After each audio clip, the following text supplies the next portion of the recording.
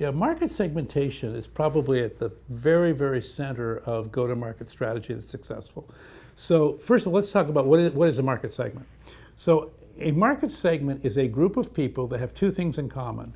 One is a use case. They have a common set of needs that they would be fulfilling through a product like yours or someone else's.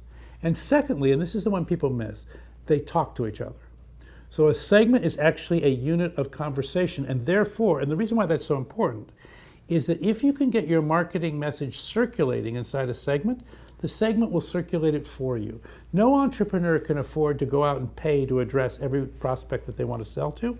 You have to have your community selling for you, but that means you have to be able to model the boundaries of that community and be able to aim your marketing communications activities in a way that that community embraces them and that it resonates inside that community.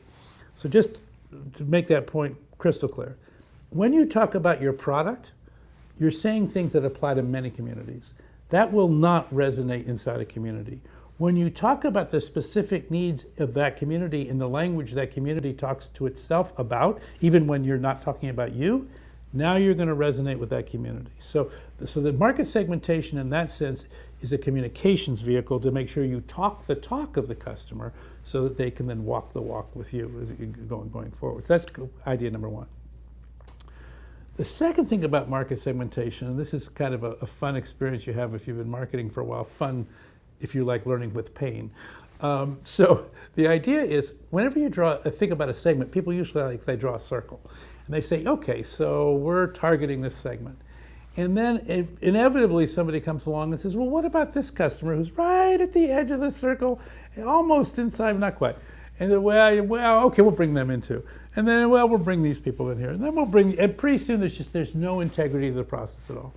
So what we've learned about segments is you cannot define a segment by its boundary, because wherever you draw a line, there'll be somebody just on the other side of that line who's pretty darn close to the segment, right?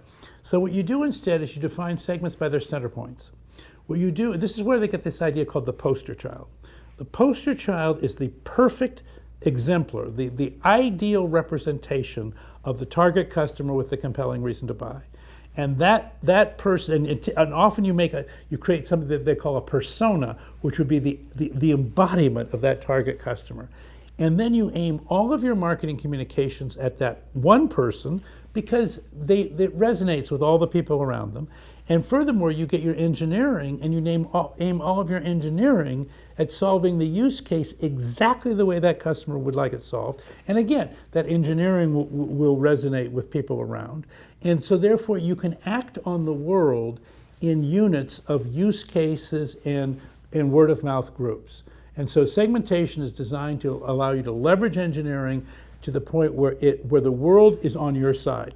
As soon as you go outside the use case and as soon as you go outside the conversation group, the world is no longer working with you. They may not be working against you, but they're not working with you. And as an entrepreneur at the beginning, you desperately need the world to work with you. Eventually, if you become a global standard, then you don't need conversation groups. Google does not need a conversation group. It is a global standard, but most of us are not Google. And so particularly at the beginning, and even at the beginning, Google was not Google. So how do you get started with those early groups?